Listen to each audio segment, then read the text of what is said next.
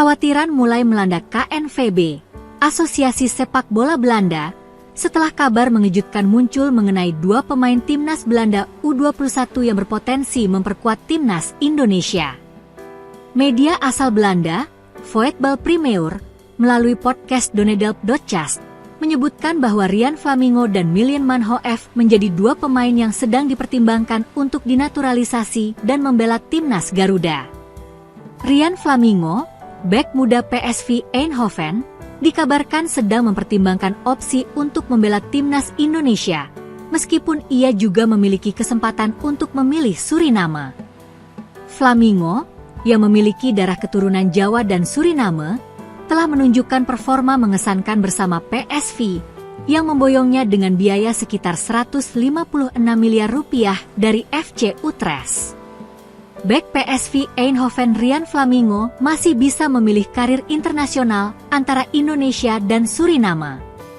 Dalam Donedil, Dendenzi membahas potensi penguatan timnas Indonesia bersama Jens Raven dan Dendenzi. Kata media Belanda dilansir dari Instagram Voetbal Primeur. Sejumlah nama dibahas.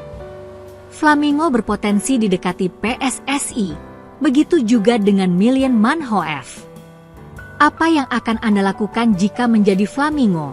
Memilih Suriname, Indonesia, atau tunggu tawaran timnas Belanda senior?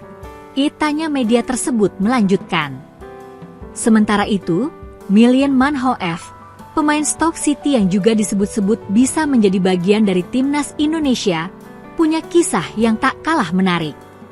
Menurut informasi yang dibagikan oleh Jens Raven, striker timnas Indonesia U20, Manhoef memiliki rencana pensiun di usia 35 tahun dan mengejar impian menjadi juara tinju dunia.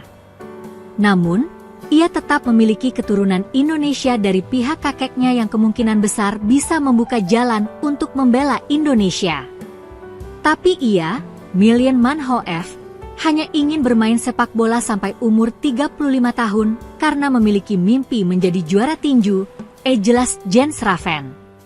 Jika PSSI berhasil membawa Flamingo dan Manhoef ke dalam skuad Garuda, ini akan menjadi langkah besar dan meningkatkan kualitas timnas Indonesia, terutama dengan semakin banyaknya pemain muda berkualitas yang dibina oleh klub-klub Eropa.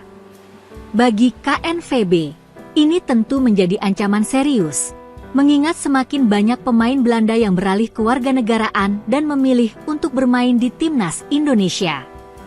Flamingo, yang saat ini berkarir di Eredivisie bersama PSV Eindhoven, memiliki masa depan cerah di sepak bola Eropa.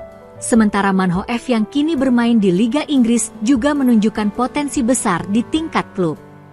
Jika kabar ini menjadi kenyataan, maka timnas Indonesia akan semakin memperkuat skuadnya dengan pemain-pemain muda berbakat yang sudah berpengalaman di kompetisi Eropa.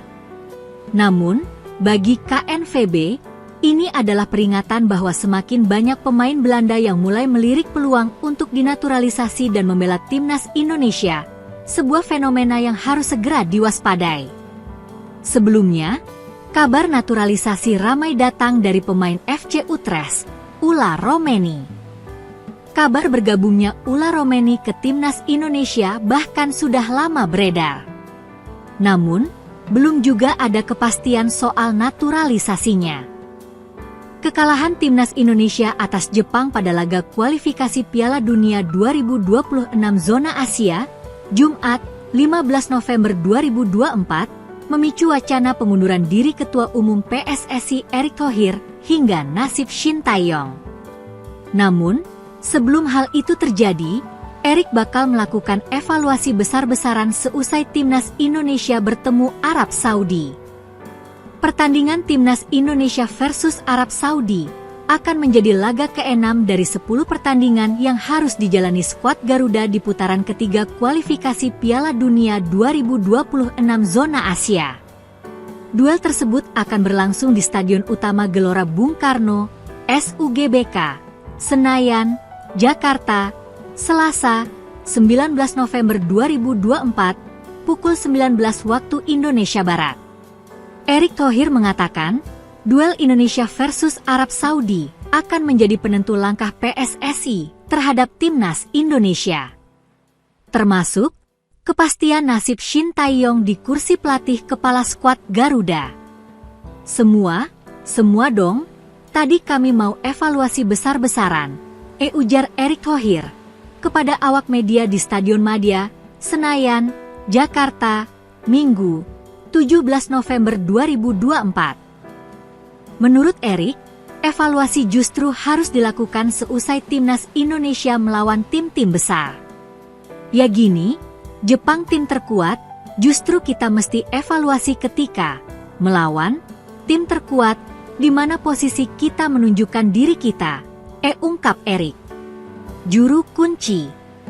Seperti diketahui, timnas Indonesia mengalami kekalahan 0-4 saat menjamu Jepang di penyisihan grup C kualifikasi Piala Dunia 2026 zona Asia ronde ketiga. Kondisi ini membuat Indonesia berada di peringkat 6 atau di dasar klasemen sementara. Tim besutan Shin Tae-yong ini baru mengoleksi 3 poin dari 5 pertandingan, hasil dari 3 kali imbang dan 2 kali kalah. Skuad Garuda kini menyisakan 5 pertandingan di fase ini, dengan 3 laga kandang dan 2 duel tandang. Baca juga, jadi juru kunci, timnas Indonesia harus mulai menang jika ingin lolos Piala Dunia 2026. Jika ingin lolos ke putaran selanjutnya, timnas Indonesia harus bisa memaksimalkan setiap laga agar bisa finish di peringkat ketiga atau keempat. Hanya saja, tak mudah bagi Jay Itzes dan kawan-kawan menghadapi pertandingan mengingat negara-negara yang harus dihadapi memiliki peringkat FIFA lebih bagus, serta langganan Piala Dunia. Misalnya, Jepang, Arab Saudi, serta Australia yang selalu masuk fase final Piala Dunia. Sementara, 2 negara lain, Cina dan Bahrain, berada di peringkat 91 serta 76. Indonesia menjadi negara peringkat paling rendah FIFA dalam grup tersebut, yakni 130 per September 2024. Ketua Badan Tim Nasional, BTN, Sumarji, mengungkapkan penyebab Shin Tae-yong mencoret Eliano Reijnders dari timnas Indonesia. Kata Sumarji, fisik Eliano Reijnders masih kalah bersaing dengan rekan-rekannya di tim merah putih. Shin Tae-yong mencoret Eliano Reijnders jelang laga timnas Indonesia melawan Jepang. Duel itu merupakan pertandingan kelima grup C putaran ketiga kualifikasi Piala Dunia 2026 zona Asia di Stadion Utama Gelora Bung Karno, SUGBK, Senayan, Jakarta Pusat, Jumat, 15 November 2024. Selain Eliano Reijnders, Shin Tae-yong juga mencoret Ramadan Sananta, Yance Sayuri, dan Ivar Jenner. Ini sudah kedua kalinya secara beruntun Shin Tae-yong coret pemain asal Belanda itu. Sebelumnya, Eliano Reijnders tidak bermain saat timnas Indonesia melawan Cina pada laga keempat grup C putaran ketiga kualifikasi Piala Dunia 2026 zona Asia di Stadion Qingdao Youth Football, Qingdao, 15 Oktober 2024. Saat itu, pemain asal klub PEC Zwolle tersebut dicoret karena alasan taktik. Nah, kemarin saat melawan Jepang, Eliano Reijnders dicoret dengan alasan kemampuannya masih kurang. Bahkan, Shin Tae-yong menyebut bahwa Eliano Reijnders berat untuk masuk ke skuad utama timnas Indonesia. Shin Tae-yong mencoret Eliano Reijnders setelah melihat permainannya dalam beberapa hari di sesi latihan jelang lawan Jepang. Sumarji menduga permainan Eliano Reijnders masih belum sesuai keinginan Shin Tae-yong.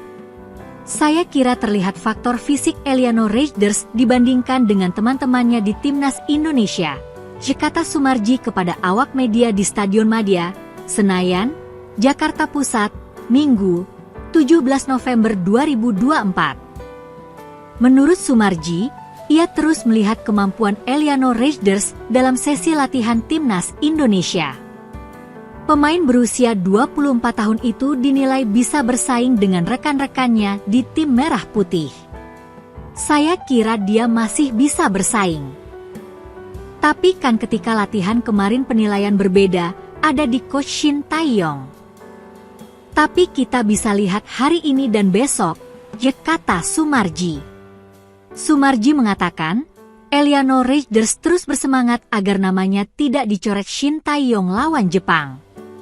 Dijadwalkan, Timnas Indonesia akan melawan Jepang pada laga ke-6 Grup C putaran ketiga kualifikasi Piala Dunia 2026 Zona Asia di SUGBK, Selasa, 19 November 2024. Pertandingan ini digelar pukul 19 waktu Indonesia Barat. Semua bisa bermain tapi tergantung Coach Shin Tae-yong, kata Sumarji.